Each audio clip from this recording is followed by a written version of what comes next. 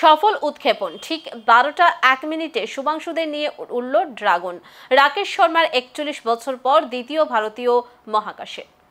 ভারতীয় সময় অনুযায়ী বুধবার বেলা 12টা 1 মিনিটে কেনেডি স্পেস সেন্টারের 39A লঞ্চ কমপ্লেক্স থেকে শুভাংশুদের নিয়ে মহাকাশে পাড়ি দিল স্পেস এক্সের ড্রাগন। উৎক্ষেপণের ঘণ্টাখানেক আগেও আচমকা প্রযুক্তিগত ত্রুটি দেখা দিয়েছিল মহাকাশযানে। কিছুক্ষণের চেষ্টায় সেই ত্রুটি শুধরে নেন বিজ্ঞানীরা। অবশেষে এলো সেই মাহেন্দ্রক্ষণ। দীর্ঘ টাল বাহানার পর শুভাংশু শুক্ল সহ 4 অভিযাত্রীকে নিয়ে মহাকাশের উদ্দেশ্যে পাড়ি দিল স্পেস এক্সের ড্রাগন। ভারতীয় সময় অনুযায়ী বুধবার বেলা 12টা 1 মিনিটে আমেরিকার ফ্লোরিডার কেনেডি স্পেস সেন্টার থেকে ফ্যালকন 9 রকেটের সফল উৎক্ষেপণের মাধ্যমে শুরু হলো শুভাংশুদের অভিযান। শুভাংশুদের অভিযানের নাম অ্যাক্সিয়াম 4। প্রথমে নাসা ও ইসরোর যৌথ উদ্যোগে এই অভিযান হওয়ার কথা ছিল 29 মে, কিন্তু আবহাওয়া প্রযুক্তিগত ত্রুটি সহ নানা কারণে বারবার অভিযান পিছিয়ে যায়। শেষমেশ মঙ্গলবার নাসা জানায় বুধবার ওই অভিযান হতে চলেছে। সেই মতো শুরু হয় প্রস্তুতি, শুরু হয় প্রহর গোনার পালা।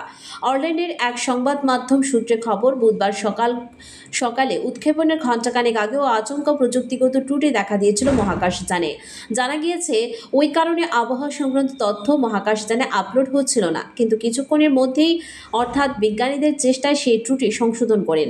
তারপর নির্ধারিত সময়ে কেনেডি স্পেস সেন্টারের 39A লঞ্চ কমপ্লেক্স থেকে মহাকাশযানে উঠে শুভাংশু সহ 4 নভশ্চর।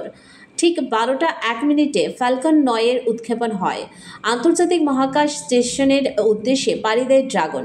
নাসার এই অভিযানের জন্য ইসরোর তরফ থেকে প্রাথমিকভাবে বেছে নেওয়া হয়েছিল এই 2 গগনযাত্রী শুভাংশু শুক্ল ও প্রশান্ত বালাকৃষ্ণ ক্যাপ্টেন।